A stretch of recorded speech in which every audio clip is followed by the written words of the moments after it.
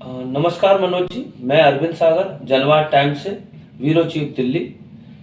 और कैसे हैं आप? मैं बहुत बढ़िया हूँ अरविंद जी। आप हमारे पास आए जानने के लिए, और इतना कहूँगा कि मैं बहुत खुश हूँ आपसे मिलके। अब मनोज जी। पिछले टाइम आपको जब पत्रकारिता के क्षेत्र में हिंदुस्तान टाइम्स ने सम्मानित किया गया था, उससे मैं बहुत प्रभावित हुआ था कि आपके मतलब जो एडिटोरियल टीम है उसको बुला के पुरस्कार दिया गया, तो जी जी। उससे मैं बहुत ही प्रभावित हुआ और इसलिए मैंने मतलब और आपको जानकारी हुई मैं हमारे ऑर्गेनाइजेशन के बारे में जो प्रेस विज्ञप्ति निकली हुई थी, तो आप आए उसके लिए मैं आपका आभारी हूँ। मैं भी आपका बहुत बहुत आभारी हूँ कि हम लोग को बहुत मान सम्मान मिला वहाँ पर जाने के बाद, बड़ी खुशी हुई थी। और हम चाहेंगे कि मनोज जी आप अपना पहले परिचय दें कि आपने किस किस क्षेत्र में कार्य किया है और आपने कहाँ से अपनी शिक्षा प्राप्त की है। देखिए, मैं अपनी शिक्षा दीक्षा अपने गांव से बहुत छोटे स्कूल से जी स्टार्ट किया अपनी जर्नी।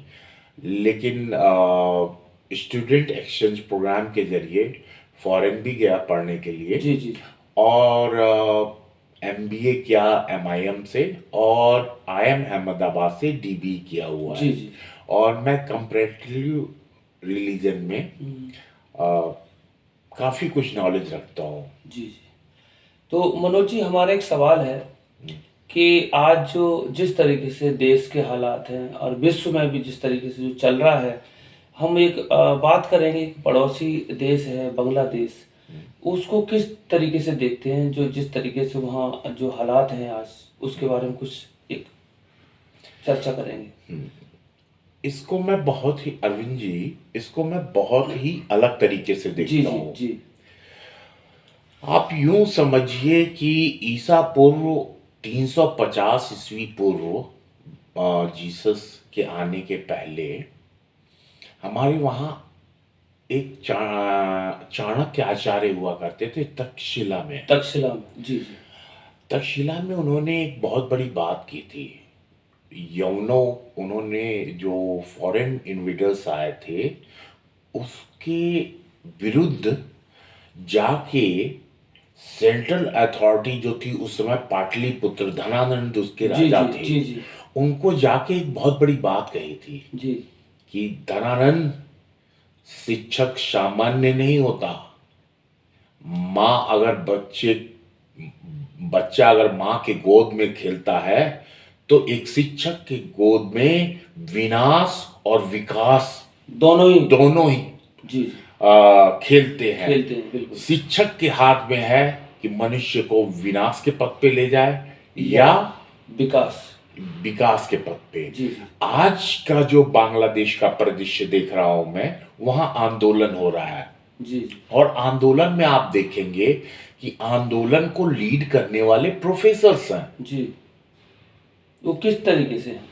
वो इस तरीके से हैं कि आप देखिए, जो इंतरिम गवर्नमेंट चल रही है, प्रोफेसर मोहम्मद, उनको नोबेल पीस प्राइज मिल चुका है। जी जी। उनके अलावा तमाम मदरसे के स्टूडेंट्स थे, और ये स्टूडेंट प्रोटेस्ट था। और ये कहना बिल्कुल सत्य होगा कि उनको ऐसी शिक्षा दी गई जिस शिक्षा को देख के मैं डर गया। जी ये कैसी शिक्षा थी कि एक अपने ही देश के बुजुर्ग प्रधानमंत्री का अंदर वस्त्र लहराना और अपने ही देश का डिस्ट्रक्शन कर देना। जी। तो ये जो डिस्ट्रक्शन चल रहा है, अपने ही देश के माइनॉरिटी के ऊपर जुल्म ढाना, ये मेरे हृदय को कपा गया। और मैं उस जो आज से लगभग 2500 साल पहले एक विद्वान पुरुष कह गया था कि जो विनाश और विकास है वो शिक्षक के गोद में खेलता है। जी। और शिक्षक कोई सामान्य व्यक्ति नहीं नहीं होता, होता वो बिल्कुल। राजा चाहे बना दे बिगाड़ दे। कुछ और भी। इस परिस्थिति में मैं देखता हूँ, मैं बड़ा ही हार्ड वर्ड यूज करूंगा शेख हसीना के लिए, जी जिस तरीके से चित्रण किया गया उस पूरी घटना का, जिस तरीके से बांग्लादेश के प्रधानमंत्री हाउस पे कब्जा किया गया और उनके अंतः वस्त्रों को दिखाया गया, दिखाया गया था। शेख हसीना का पॉलिटिकल रेप हुआ है, ये मुझे जी, कहना नहीं बिल्कुल, चाहिए, बिल्कुल। जी, ठीक है। जी, उनको भागना पड़ा देश छोड़ के, और आज पूरा चौस की स्थिति है, कियोस की स्थिति है। लोग बाग भाग रहे हैं जान बचा के, जो लिबरल्स हैं, जो वहां पे प्रबुद्ध वर्ग है, और चंद प्रोफेसर ऐसे हैं जो भारत पे हमले की धमकी भी दे रहे हैं और पाकिस्तान से परमाणु बम भी मांग रहे हैं। तो शिक्षक और शिक्षक में मैं डिफरेंस दिखा रहा था। मैं ये कह रहा था कि जो ये आंदोलन स्टूडेंट का था वो प्रायोजित था, और मैं उसे वैसे ही देखता हूं, क्योंकि ये स्टूडेंट्स अपने ही देश को आग लगा रहे हैं, इन्फ्लेशन वहां बढ़ रही है, और इसका सबसे ज्यादा असर गरीबों पे होगा। जी, जो महिलाएं शेख हसीना चाहे जैसी भी रही हो, पर कैपिटा इनकम के मामले में एक टाइम में वो भारत से आगे ले गई ले थी, ठीक है। लेकिन आज क्या परिस्थितियां हैं, वहां से सारी कंपनियां भाग रही हैं, पॉलिटिकल डिसरप्शन है वहां पे, ठीक है। कोई भी इस माहौल में क्या इन्वेस्ट करने वहां जाएगा। तो आने वाले समय में मैं बांग्लादेश का भविष्य बहुत ही बेकार देख रहा हूँ, खतरे की तरफ है। खतरे की तरफ है। शेख हसीना को यहाँ हमारे देश में भी तो आना पड़ा था जी। अभी हम चर्चा कर रहे थे, हम अभी दोबारा फिर से चर्चा में आए हैं। जिस तरीके से जो बांग्लादेश में जो हालात हैं, मोहम्मद यूनुस की सरकार है, तख्ता पलट हुआ है, वहाँ पर जैसे लोगों के जो हालात हैं और इस समय हिंसा भड़क रही है उस देश के अंदर, खासकर जाति विशेषक, मतलब जिस तरीके से जैसे एडवोकेटों पर हमला हो रहा है, चकमा जाति पर हमला हो रहा है, माइनॉरिटी पर हमला हो रहा है, दलितों पर हमला हो रहा है, हिंदुओं पर हमला हो रहा है, एक्स मुस्लिम, अहमदी मुस्लिम, प्रेस और स्वतंत्रता पर भी हमला हो रहा है, वहाँ के वकीलों पर हमला हो रहा है। हर तरीके से वहाँ पर जाति विशेष जो हमला किए जा रहे हैं, इस पर आप क्या कहेंगे? एक बार चर्चा करेंगे हम। जब व्यक्ति धर्मांध हो जाता है, मजहबी उन्मादी हो जाता है, जी, तो वो अपने लोगों को भी नहीं छोड़ता। जी, उन्हें लगता है जो मुस्लिम किसी हिंदू का घर या दलित का घर या चकमा वहाँ की जो जाति ट्राइब है, है जी। या क्रिश्चियन का घर हाँ, बचाने हाँ, जा रहा है जी, या किसी प्रकार का सपोर्ट दे रहा है, तो वो उसको भी अपना दुश्मन मान लेता है, जी, ठीक है। होता क्या है कि इसके लिए सब लोग बोलते हैं कि बांग्लादेश में रेडिकलाइजेशन बहुत ज़्यादा बढ़ गई है। जी, जी, मैं जो रेडिकल का डेफिनेशन जानता हूँ उसका मतलब ये होता है कि गोइंग टू द रूट्स, जी, राइट। जी, बिल्कुल राइट। हालांकि हम लोग रेडिकलाइजेशन का आम जो मतलब निकालते हैं आम बोलचाल की भाषा में, उसका मतलब ये होता है कि बहुत ज्यादा रेडिकल हो गया है, मतलब नेगेटिव सेंस में लेते हैं। जी, जी, लेकिन अगर पॉजिटिव सेंस में लिया जाए तो रेडिकलाइजेशन मतलब होता है गोइंग टू द रूट। ठीक, अगर मैं, वैसे तो मैं कोई धर्म नहीं मानता, जी, जी, लेकिन अगर मैं क्रिश्चियन हूँ या मैं एक जैनी हूँ, जी, तो मैं रेडिकल जैनिज्म होना पसंद करूंगा, इसलिए।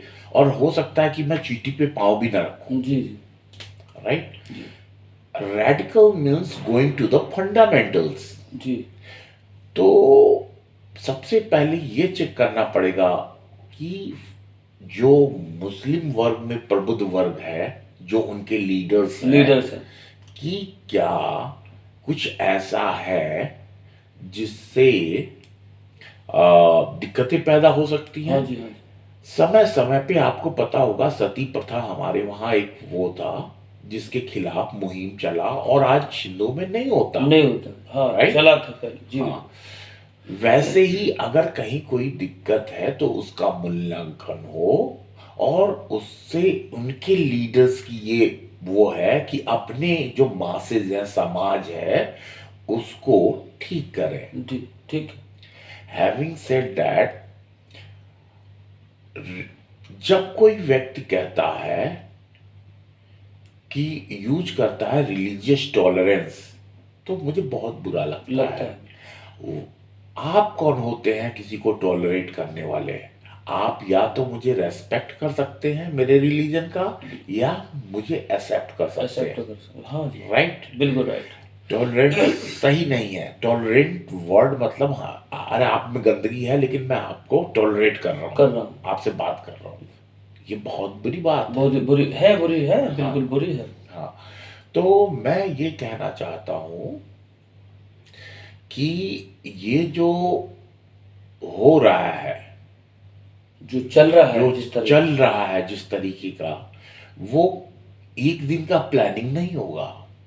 इसके लिए मोहम्मद यूनुस जिम्मेदार हैं, तो उतनी ही जिम्मेदार शेख हसीना हसीना भी भी, हैं बिल्कुल। कि उन्होंने अपने शासनकाल में ऐसे रेडिकल जो मुल्ला है, मौलवी हैं, पंडित हो, पादरी हो, उन पे रोक नहीं लगाई। क्यों नहीं लगाई, मतलब क्यों क्यों नहीं नहीं लगाई? उस पर नजर क्यों नहीं आज, रखा? हाँ, आज इनका जनसंख्या ज्यादा है तो ये दलितों को मार रहे हैं। ठीक है। मुझे जो अंदर की बात पता लगी है, जी। इनका ये विचार है कि जो हिंदुओं के जो पुस्तकें हैं, धार्मिक पुस्तकें, वो जी। रामायण हो, उसके मूल लेखक अगर आप देखेंगे तो उनको वो दलित ही मानते हैं, वेद व्यास।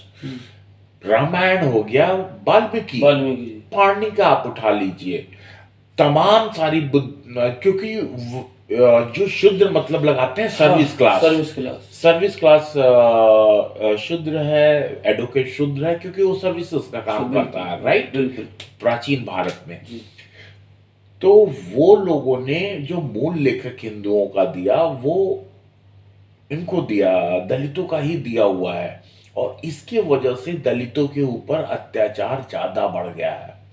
और पाकिस्तान में भी सबसे ज्यादा बच्चियां उठाई जाती हैं वो दलितों की। और इस बात से मुझे बड़ा नाराजगी है कि हमारे दलित लीडर्स उनके लिए कभी आवाज नहीं उठाते, चुप बैठे हैं। चुप बैठे हैं। ये मेरे अंदर पीड़ा है। जी। आप यूं समझिए कि ये 1947 से चल रहा है। कभी किसी जमाने में 71 के बाद पाकिस्तान में 16% रह गए थे जो हिंदुओं में, वो दलित दलित, सबको हाँ गिनते हाँ, हैं। सबको गिनते हैं। और बांग्लादेश में लगभग 23% रह गए थे, जो आज घट के 8% हो गए हैं। और मेरी पाकिस्तान में अपने समकक्ष दोस्त से बात हुई थी, उसने बताया मात्र 56 लाख हिंदू ही बचे हुए हैं, बस बस अल्पसंख्यक में। हम्म। तो निरंतर ये चला है नरसंहार, तो निरंतर ये चला है नरसंहार, और आज भी जारी है। और आज भी जारी है। देखिए सर, जब गौतम बुद्ध, अंबेडकर जी को जब धर्म चूज करना था, तो और जैसे मुझे चूज करना है, मैं एक फ्री थिंकर जी, हूं, जी। तो जब मैं सोचता हूं तो मैं सोचता हूं इंसान बड़ा कमजोर पैदा होता है। उसको दो चीजों की बहुत ज्यादा जरूरत होती है, एक विश्वास जी। और एक उम्मीद। जी जी। धर्मों का आधार ही विश्वास और उम्मीद है। जी। जब हमारे खिलाफ कोई इनजस्टिस होती है तो हम ये सोचते हैं कि कोई है ऊपर जो मेरे इस इनजस्टिस का एक दिन हिसाब करेगा, करेगा, बिल्कुल करेगा। ठीक है। बिल्कुल। एक जब हम बहुत ज्यादा निराश होते हैं तो हम ये सोचते हैं कोई है जो मेरा मेहनत देख रहा है, उसका फल देगा। जी बिल्कुल। उम्मीद, हाँ। इन दो चीजों का, उम्मीद और विश्वास का, कंस्ट्रक्शन ऑफ गॉड में बहुत बड़ा योगदान है। योगदान। आप जब अब्राहमिक रिलीजन उठाएंगे तो उसमें बिलीफ ही होता है। अब मैं कैथोलिक चर्च का पढ़ा हुआ हूँ अच्छा अच्छा। कुछ दिनों तक, जी। और मेरे ऊपर तमाम संडेज वगैरह को मैं जाता था तो हाँ। हमें बताया जाता था कि हमारा रिलीजन गलत है और ये है। तो उन्होंने अपना सिखाया, हम उनकी तरफ प्रभावित हुए। इसके अलावा मेरे बहुत सारे मुस्लिम दोस्त थे, उन्होंने भी सिखाया। तो उन्होंने जब मुझे थोड़ा बहुत शिक्षा देना शुरू किया तो उन्होंने बताया कि जीसस का पहला चमत्कार ही था शराब बनाना पानी से। अच्छा आप चेक कीजिएगा। जी। मुसलमानों के दोस्तों से जब बात हुई कि तो उन्होंने बोला कि आप जो है इस्लाम में सबसे बड़ा गुनाह हराम चीज जो है शराब सर पीना है। तो मेरे दिमाग में हराम चीज जो है शराब सर पीना है। तो मेरे दिमाग में ये क्वेश्चन आया कि क्या इस्लाम वाले खुदा अलग है ईसाई वाले खुदा से? क्योंकि एक खुदा पहला चमत्कार ही दारू का कर रहा है, हाँ शराब का हाँ कर रहा है, दूसरा खुदा उसको हराम बता बता रहा है। रहा है। तो क्या इन दोनों के खुदाओं के अलग अलग वो है? हाँ अगर गॉड एक है तो ऐसा कैसे हो सकता है कि वो एक के लिए पहला चमत्कार शराब का करे और दूसरे के दूसरा लिए मत हराम हराम का करे करे? कि भाई ऐसा नहीं करना चाहिए। तो जब इंसान सोचना शुरू करेगा, अंबेडकर जी भी ऐसे ही सोचे जी होंगे, बिल्कुल। इसीलिए उन्होंने भारत का रिलीजन चूज किया। चूज क्यों किया? गौतम बुद्धा में मैं क्यों बहुत ज्यादा यकीन रखता हूँ। जी गौतम बुद्धा ने देखा कि ये दुनिया सफरिंग पे है। उनका जो बचपन का कहानी पड़ा होगा, कोई मर गया था दुखों से, तो उन्होंने देखा कि जब इंसान जो है उन्होंने देखा कि इंसान दुखों से भरा पड़ा हुआ है। ये धरती जो है नर्क है एक नर्क है। तरीके से, हर तरीके के दुख हैं। यहाँ इंसान को एक भगवान चाहिए। इसलिए चाहिए कि आप समझिए विश्वास और उम्मीद दो। वो एक लंगड़ा व्यक्ति है तो वो अपने जीवन को 60-70 साल तक इस भरोसे, विश्वास और उम्मीद के भरोसे चला सकता है, जी सकता है। या आप ये समझिए समुंदर में विश्वास और उम्मीद दो पतैया है जिसको आप लेके चला रहे हैं और किनारे तक पहुंच सकते हैं। राइट। मनुष्य जो है और जानवर में ज्यादा फर्क नहीं है। हम दोनों जो है एक बायोलॉजिकल स्पीसीज हैं। हमको अलग करता है सामाजिकता और हमारा इंटेलेक्ट। राइट। हम जब ज्यादा उसके जड़ में जाते हैं तो देखते हैं कि इंसान ने इसी उम्मीद और विश्वास के उस पे मजहब की दीवार, बुनियादें खड़ी करी। जी राइट। जब मैंने समझ लिया कि किसी भी मजहब का आधार विश्वास और श्रद्धा, विश्वास और उम्मीद यही है। और जब आदमी बहुत ज्यादा कहीं दर्द पाता है तो वो कहता है कि एक दिन मेरा ऊपर वाला हिसाब करेगा। ठीक है। सब लोग चरवाक नहीं हो सकते। इंसान बिना भगवान के भी जिंदा रह सकता है और बिना भगवान को माने भी अपने डिसीजंस ले सकता है और अपने किए डिसीजन का जो परिणाम है उसको भोग सकता है। परंतु हर इंसान चरवाक इतना मानसिक रूप से स्ट्रांग नहीं है। तो इसलिए मैंने बहुत सोचा और मैंने ये पाया कि मुझे सचमुच नहीं पता है कि भगवान है या नहीं है, लेकिन अगर मैं मान लूं तो क्या बुरा है। और एक बार सुबह 5 मिनट के लिए प्रणाम करके बैठूं और पॉजिटिव दिमाग से, क्योंकि जब भगवान को इंसान नहीं मानता है तो वो अवसाद में चला जाता है, डिप्रेशन में। उसके साथ कुछ गलत होगा। पहली कॉल लगाया, वहां पे किसी ने बोल दिया कि नहीं ये काम यार आज ये, तो वो इंसान का केमिकल इंजीनियरिंग ऐसा है कि उसको भगवान की जरूरत है, सहारे की जरूरत है, बहुत सख्त जरूरत है। हाँ, मैं आपको इस बारे में एक फिल्म से भी अवगत कराना चाहूंगा। कॉस्ट अवे इंग्लिश मूवी आई थी, उसमें एक इंसान फेडेक्स में काम करता है और वो समुंदर में उसकी शिप डूब जाती है और वो तैर के एक टापू पे पहुंच जाता है। उस टापू पे कोई व्यक्ति नहीं होता।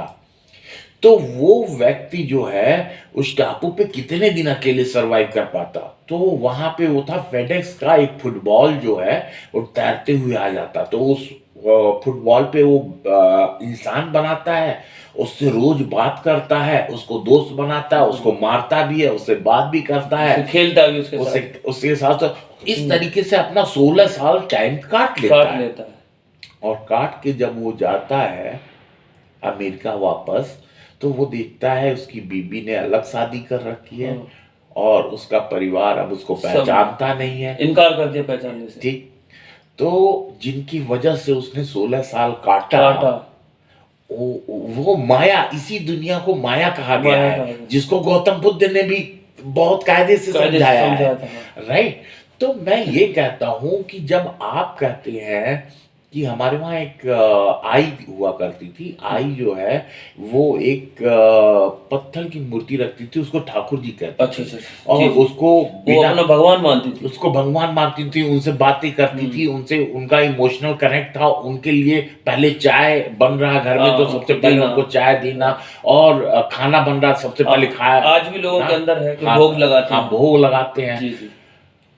आप विश्वास नहीं मानेंगे, एक बंदा अमेरिका में है, वो यही इसी बिजनेस मॉडल उठा लिया और आज उसकी मिलियंस में कंपनी है। लोग अब डॉग पालने पे उसको खर्चा आएगा, आज वो पत्थर की मूर्ति बेचता है और लोग उसकी पूजा, मतलब उसको पेट मान के खाना वाना देते, सब कुछ। सारा काम वही कर रहा है। हम्म। तो पत्थर को भगवान इसलिए माना गया क्योंकि पत्थर बहुत हार्ड है। हार्ड है, बिल्कुल उसके ठीक अंदर। है। जब तक हम उस पत्थर को अपने दर्द से पिघला ना सके, जब तक उसमें भगवान का स्वरूप ना न देख देख सके, सकते। तब तक आप, मतलब एक इसके पीछे वो है, पत्थर की पत्थर मूर्ति का ही भगवान क्यों भगवान बनाना, क्यों, और किसी का क्यों नहीं बनाया? और किसी चीज का क्यों नहीं बनाया। इस पर भी सवाल उठता है कि और किसी का क्यों नहीं और बनाया? क्यों बनाया, सवाल उठता है। बिल्कुल। दूसरी चीज, जब मैं क्रिश्चियन बनने जा रहा था, चाहे इस्लाम ग्रहण करने जा रहा था, उस समय हमसे बताया गया कि आपको कलमा पढ़ना होगा। सेम चीज क्रिश्चियनिटी में भी होती है। तो हमको बताया गया कि आप गवाही दोगे कि तो हमको बताया गया कि आप गवाही दोगे कि सिर्फ अल्लाह एक है और उसके अंतिम रसूल मोहम्मद नबी हैं। तो मेरे सामने सबसे बड़ा प्रश्न ये था कि अगर मैं कोर्ट में जाऊं और गवाही दूं बिना किसी को देखे हुए, तो क्या हमारी गवाही मान्य होगी? नहीं मान्य होगी। गवाह के लिए घटना का प्रत्यक्षदर्शी होना बहुत इंपॉर्टेंट है, अदरवाइज उसके ऊपर उल्टा मुकदमा चल जाएगा, क्योंकि आपके सामने कौन था वहां पर। हाँ। है ना। तो जब हमारे जो जो पादरी थे स्कूल के, वो हमको एक्सपीरियंस भगवान का नहीं करा पाए, तो मैं कैसे झूठी गवाही कर लेता? नहीं कर सकते। ठीक है। तो मैं अंबेडकर जी को उस समय याद किया कि आखिर उन्होंने क्यों नहीं किया होगा बाहर के रिलीजन को। यहाँ कम से कम गवाही तो झूठी नहीं देनी है। तो उन्हें ऐसी क्या आवश्यकता पड़ी कि इस देश के अंदर, जब ये लगा था कि भाई उन्होंने कहा था कि मैं हिंदू धर्म में पैदा हुआ हूँ, लेकिन मैं हिंदू धर्म में मरूंगा नहीं, उन्होंने कहा था।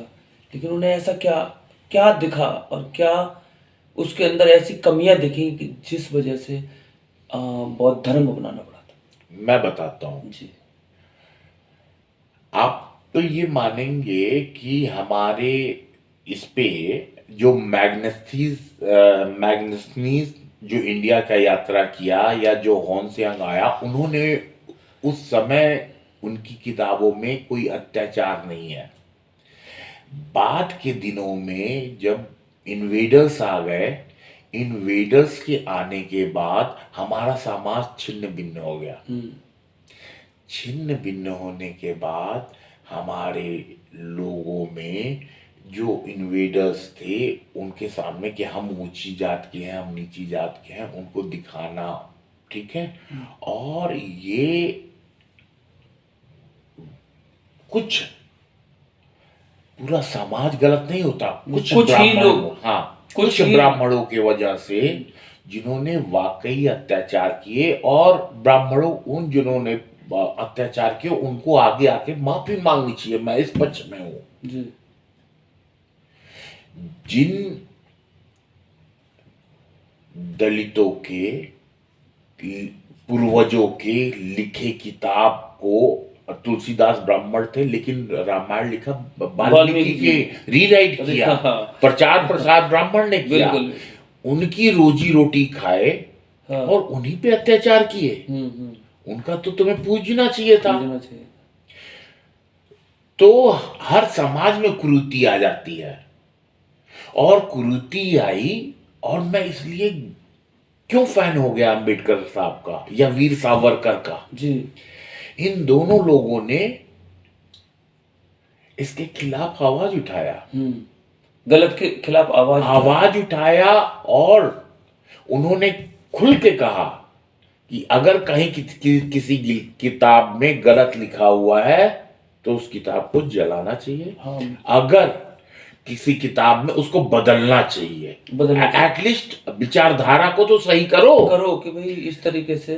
तो इसी तरीके से मैं कहना चाहता हूं कि जो मुस्लिम प्रबुद्ध वर्ग है, अगर उनकी किताबों में कुछ गलत है, हाँ तो उसमें बदलाव आना चाहिए, उसमें बदलाव आना चाहिए, समय की संशोधन डिमांड है, होना चाहिए, संशोधन होना चाहिए, राइट जी जी। या क्रिश्चियनिटी में जो वो है, अब मैं खुल के बहुत कुछ नहीं बता सकता। हाँ बिल्कुल ठीक है, हमारी वो है, हमारे मित्र हैं, हमारे भाई हैं, वो जरूर अपने आप को तुर्क से आया हुआ समझते होंगे, लेकिन मैं उनकी शक्लें देखता हूँ तो बिल्कुल हमारी ही तरह है, सेम है, डीएनए सेम है, सब कुछ है। और अब वो उठा के देखिए तारीख फिरोज शाही, जो गरीब लोग थे,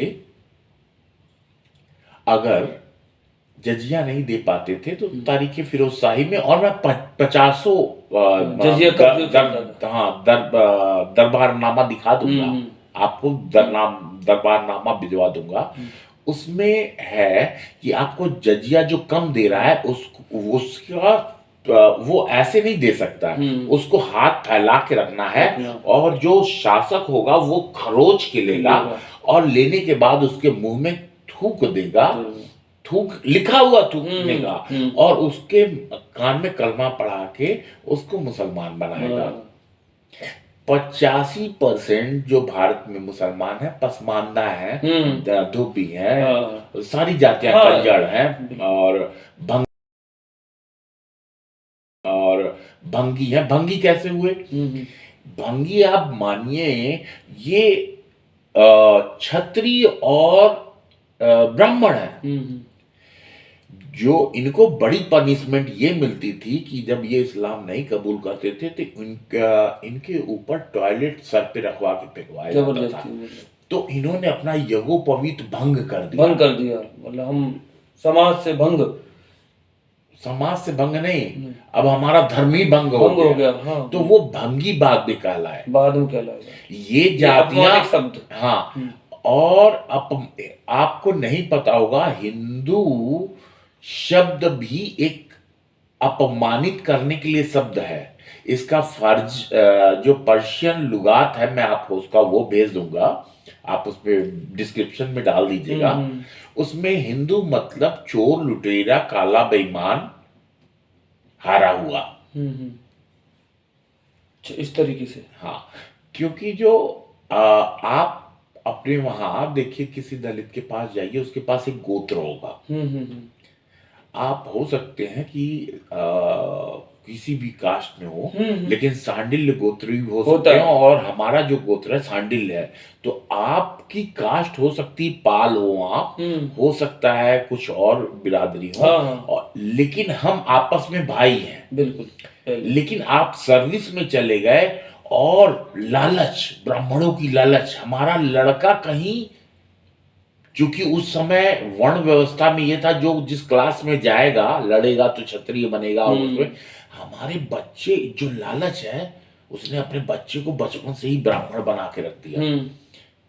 हाँ, वो जो उनकी जो ठीक है, ब्राह्मण मतलब आप क्या समझते हैं? ब्राह्मण मतलब पर स्त्री पे, इंद्रियों पे कंट्रोल, पर स्त्री को हम बुरी नजर से ना देखें, ठीक है, ये सब ब्राह्मणों के गुण है। कौन से ब्राह्मण आज के ब्राह्मण में है वो गुण? मांस न खाना, मदिरा न खाना, ठीक है। और मैं एक बात बताऊं आपको, जब मैं बहुत अंदर डीपली घुसा, तो मैंने पाया कि महाभारत काल में, और डीएनए से आप चेक कर सकते हैं, जो महाभारत की लड़ाई हुई, लड़ाई के बाद जो कुरु थे वो पश्चिम की तरफ भागे। आप देखिए उधर ट्राइब्स, कुरैश है, देशों के नाम देखिए, कतर है, कुवैत है, ठीक है, रमल्ला सिटी कहाँ से वहां पे आ गई। और अब्राहमिक रिलीजन बोलते हैं, मतलब नहीं होता है, ब्राह्मण मतलब अब्राह्मण, जो ब्राह्मण मतलब इंद्रियों पे कंट्रोल ना करे। तो ऐसे अब्राह्मणिक विचारधारा को ही अब्राह्मिक रिलीजन कहा। वो हमारे भाई है, यहीं से भाग के गए हैं। हाँ, हमारे भाई हैं। आप विश्वास कीजिए, रोमन कल्चर वैदिक सब कल्चर था। हम भारत के लोग आपस में खुद की हिस्ट्री नहीं जानते हैं। जब मैं इसकी जड़ों में गया तो मैं पाया कि हमारे अंदर बहुत कमियां आ गई। बहुत लोगों को अपनी हिस्ट्री पता ही नहीं है। हाँ, लेकिन आज भी आप देखिएगा एक्सेप्टेंस लेवल, पिछले 2-3 दिन पहले की घटना है, पंजाब में कोई सरदार परिवार क्रिश्चियन बना, तो उस पादरी ने कहा आप अपने जो गुरु नानक देव है, जो ग्रंथ है, उसको ले जाके कूड़े में डाल दीजिए। मैं आपको आज लिखित दावा दे रहा हूं, अगर मुसलमान मेरे भाई आज्ञा दें तो हम उनके ईश्वर यानी अल्लाह की एक मूर्ति अपने मंदिर में भी लगा देंगे। एक उनका भी लगा देंगे, क्या कहते हैं, जीसस का भी। एक्सेप्टेंस है हमारे वहां, टॉलरेट नहीं करते हम किसी को। क्या जरूरत है, क्या अगर उस ईसाई परिवार में जीसस के साथ गुरु नानक देव की मूर्ति होती या गुरु ग्रंथ साबित हो जाते, तो क्या इनका ईश्वर इतना कमजोर है कि वो डर जाता? नहीं, बिल्कुल नहीं। ईश्वर कमजोर नहीं हो सकता। ईश्वर कभी कमजोर है? ईश्वर सर्वशक्तिमान है। वो उसको किसी से डर नहीं लग सकता। नहीं। उसको ये भी नहीं फर्क पड़ सकता कि आप हमें किस नाम से पुकार रहे हो। कोई फर्क, उसको हम खुदा कहते हैं, उसको आप अल्लाह कहते हैं, वो क्रिश्चियन गॉड कहते हैं, राइट। लेकिन प्रश्न फिर वहीं आ जाता है कि अगर शिक्षक, इन जो अशिक्षक मतलब सिर्फ शिक्षक माँ बचपन में बालक की शिक्षक होती है, माँ बाप बचपन में बालक की शिक्षक होती है, माँ बाप, गुरु शिक्षक होता है, पैगंबर, पंडित, मौलवी, ये सब गुरु की है। और अगर ये शिक्षा दे तो क्या जो आज बांग्लादेश में हो रहा है वो होगा? नहीं होगा। हमारे वहां एक कहावत है, गुरु गोविंद दो खड़े, काके लागू पांव, बलिहारी गुरु आपने गोविंद दिया बताया। मतलब भगवान खुद कह रहा है कि देखो तुम्हारा विनाश और विकास ये गुरु ही करेगा, यही बताएगा। हाँ, तो सर्वप्रथम इसीलिए गुरु की महत्ता भगवान से ज्यादा बताई गई है। और इस तरह का भगवान को भी बताने वाला या जो मार्गदर्शन करने वाला गुरु ही है। हाँ, आप ईश्वर तक ही गुरु नहीं पहुंचा। हाँ, और इसलिए मैं चाहता हूं कि अब हम सभी लोग जो प्रबुद्ध वर्ग है, जिन्होंने किताबें सारी पढ़ रखी हैं, वो बैठे और सही शिक्षा दें। एक अच्छा हंसता खेलता बांग्लादेश बर्बाद हो गया सर। हाँ, बिल्कुल। और कितने परिवारें, आपको अंदाजा है कितनी महिलाओं का बलात्कार हो रहा है? हजारों लोग घर से बेघर हुए पड़े हुए हैं। बिल्कुल ठीक है, और ये समस्या सबके सामने आएगी, एक दिन आएगी। ठीक है, बहुत बुरा हाल है सर। आप विश्वास नहीं करेंगे, समाना आजमी हमारे वहां एक्ट्रेस है, उनके पिताजी ने लिखा था एक गाना, मुस्लिम लीग के बड़े नेता थे, अगली ईद हम पाकिस्तान में मनाएंगे। अच्छा। इरशाद जी थे, वो मुस्लिम लीग के बड़े नेता थे। उन्होंने बहुत बढ़ चढ़ के सेपरेट इलेक्टोरेट के नाम पे कि सेपरेट इलेक्टोरेट दो, नहीं तो हम हिंदुस्तान से अलग होंगे।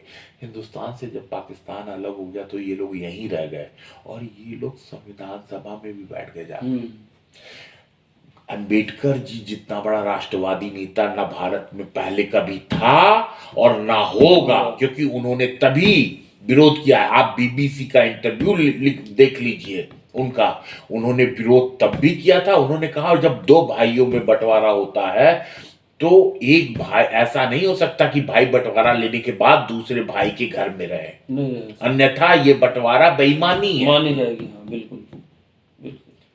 उनकी किताब है, उनकी किताब में सीधा लिखा हुआ है सर। और हम ये नहीं चाहते हैं कि इन सब बातों से हमारा कोई मुस्लिम भाई ये कहे कि आप क्यों गड़े मुर्दे उखाड़ उखाड़ रहे रहे हैं।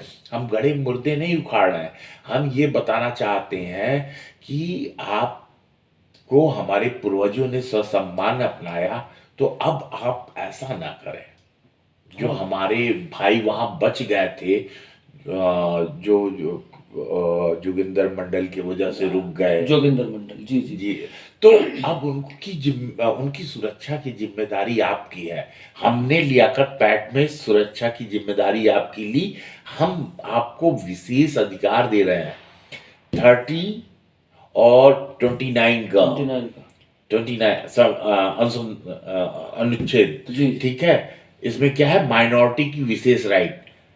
कोई दलित, कोई हिंदू, कोई बुद्ध, कोई सिख कन्वर्जन नहीं करा सकता, लेकिन इनको कन्वर्जन की भी राइट है। इनको इनके रिलीजियस फ्री जो मस्जिद है इन पे टैक्स नहीं लग सकता। इनको अपना धर्म प्रचार करने और रिलीजियस इंस्टीट्यूशन खोलने का, मदरसे कितना है देश में, क्रिश्चियन स्कूल कितना है, जी जी हम हमारा बच्चा क्रिश्चियन स्कूल में पढ़ रहा है, राइट राइट। तो इतने अधिकार दिए गए, क्या वहां पे दिए जा रहे हैं हमारे माइनॉरिटीज को? तो हमको उसका दुख होता है। और देखिए इस बात पे अंबेडकर जी को बहुत गुस्सा आया था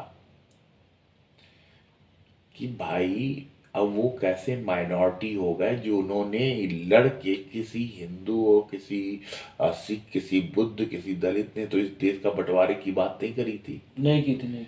वो तब भी माइनॉरिटी नहीं थे, वो अब भी माइनॉरिटी नहीं है। वो तब भी सेकंड बिगेस्ट वो थे, आज भी बिगेस्ट है, राइट राइट। तो कांग्रेस पार्टी ने जासूस बिठा रखा था अंबेडकर जी के खिलाफ और अंबेडकर जी के हराने के लिए तमाम तरह के दुष्प्रचार कांग्रेस पार्टियों द्वारा करवाए गए थे, ठीक है। अंबेडकर जी जितना बड़ा राष्ट्रवादी, मैं उनका बहुत बड़ा फैन हूं। उन्होंने देखा कि हमारे कुछ भाई, आदिवासी भाई, कुछ दलित भाई पीछे रह गए हैं, तो उनके लिए आरक्षण की व्यवस्था की मेन स्ट्रीम। जब उन्होंने, अगर दलित भाई सचमुच उनकी शिक्षाओं को पढ़ लें, सही तरीके से समझ लें, तो वो 10 साल के अंदर सबसे अच्छी कम्युनिटी, उनकी इतना मेहनती कोई नहीं है। तो जितना वो प्रगति करेंगे, क्योंकि एजुकेशन में सबसे ज्यादा पढ़ा जो हिस्सा लिया है वो दलित वर्ग ने लिया है, ठीक है। जो हिस्सा लिया है वो दलित वर्ग ने लिया है, ठीक है। वो और आप मैकाले के टाइम में वो कहते हैं ना कि बड़ा अत्याचार हुआ ये वो, आप मैकाले के टाइम में भारतीय स्कूलों का जो वो हुआ था गुरुकुल में, सबसे ज्यादा ओबीसी और वो रहते थे, उसमें पढ़ते थे। ठीक है, हमारे साथ डेटा सही शेयर नहीं किया जाता है और बहुत सारी ऐसी चीजें। मेरा कुल मिला जुला के ये है मानव रक्षा संघ का, कि मानव रक्षा संघ ये चाहता है कि आप रिलीजियस आधार पे भेदभाव करना, हाँ जातिवाद इस देश को अपना माने, बिल्कुल। हाँ, देश के अंदर जो ना जिस तरीके से एकता को बढ़ाएं, एकता, आपकी शकल भाईचारा। मिलती है। मैं गारंटी देता हूं कि अगर पैगंबर नबी इंडिया में पैदा हुए होते तो वो खजूर नहीं खाते, वो आम खाते। उनका आम खाते हैं। सर्वश्रेष्ठ फल आम होता है, आम होता। आम होता है, बिल्कुल, राइट। राइट।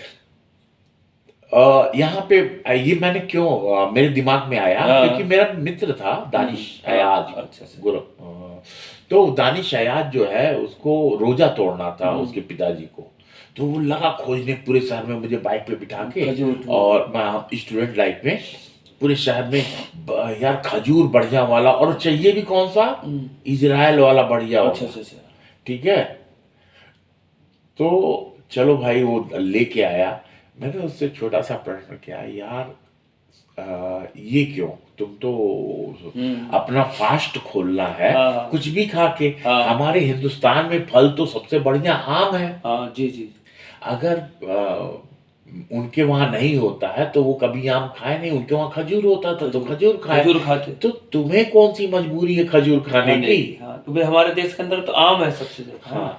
हाँ, ये चीज़ तो बाहर से आती है। हाँ। जी, जी। मैं यही कहता हूँ कि जो जैसे आप क्रिश्चियन ट्रीज होता है, वो पैगन का था। हुँ, पैगन उस वो पैगन से क्रिश्चियनिटी में कॉपी हुई है। वो तो ट्री को सजाते हैं, बर्फ वरफ के लिए वो रुई रुई लगा देते हैं। राइट। राइट। भारत में इतनी गर्मी है, बर्फ पड़ता नहीं है, यहाँ तुलसी के आगे दिया, बात तो सेम ही है। सेम, सेम, सेम, बिल्कुल, बिल्कुल। आप उस समय पुराने जमाने में जब लाइटिंग नहीं रही होगी तो वो भी तो दिया से ही जलाते रहेंगे। दिया से जला। कौन सा, इसीलिए मैं कहता हूँ रोमन्स हाँ, जो पैगन्स थे और भारतीय का कल्चर लगभग एक है, एक जैसा है। एक जैसा है। लेकिन आप कह देंगे कि जैसे ही कि अब ये बिद्दत हो गया, करप्शन हो गया धर्म में, आप इसको हटा दो। मौलवी यही कहेगा ना हाँ, कि बिद्दत हो गया या बिद्दती है, अब तुमको इसको घर के बाहर फेंको, तुम मुसलमान हो गए। जी, क्रिश्चियन होगा कहेगा कि ये क्या कर रहे हो, पाप कर रहे हो। आप कर रहे हो। लेकिन सेम चीज तो तुम भी कर रहे हो। हाँ, हमारे वहां आप बताइए, जिंगल बिल्स न्यू ईयर का सेलिब्रेशन नहीं होता है। बिल्कुल, होता है। होता है ना। जब ये होता है सर तो हम बहुत खुश होते हैं। आप भी हमारा मनाइए त्योहार, मनाइए। भारत हमारा देश है। तो ये चाहेंगे कि अभी तक जो भी चर्चा हुई, सभी विषयों पर हुई, सभी धर्मों पर हुई, इसमें अगर किसी को भी कोई भी हर्ट होता है या कोई भी किसी भी प्रकार का कोई शब्द ऐसा लगा हो कि जिससे किसी के आहट लगे, तो उसके लिए हम आप सभी से माफ़ी चाहते हैं, क्योंकि हमारी ऐसी कोई मंशा नहीं थी कि हम किसी के धर्म को या किसी जाति विशेष को हम कोई आहट पहुंचाने का काम था। मैं मनोज आपसे क्षमा प्रार्थी हूं। मैंने अपने दिमाग को बताया है, मैं क्यों नहीं बना क्रिश्चियन, क्यों नहीं बना मुसलमान, क्यों नहीं किसी धर्म को अपना पा रहा हूँ, क्योंकि मुझे गॉड का एक्सपीरियंस नहीं हुआ। लेकिन मैं एक बात बता देना चाहता हूँ, इसके अलावा भी मैं नहीं जानता भगवान है या नहीं है, लेकिन उसके होने ना होने से फर्क नहीं पड़ता है। और इसलिए मैं दिया भी जलाता हूँ क्योंकि मेरे माँ बाप ने सिखाया था, और ये मान के चलता हूँ शायद वो है। लेकिन मैं किसी की भी भावना को हर्ट नहीं करना चाहूंगा। एक बार भगवान की भावना हर्ट कर दूंगा क्योंकि वो उनको माफ करना है। मैं इंसान के किसी भी जात का हो, वर्ग का हो, उसका भावना की ज्यादा कदर करता हूं भगवान के, क्योंकि भगवान से अभी मेरी मुलाकात नहीं हुई है। थैंक यू, धन्यवाद।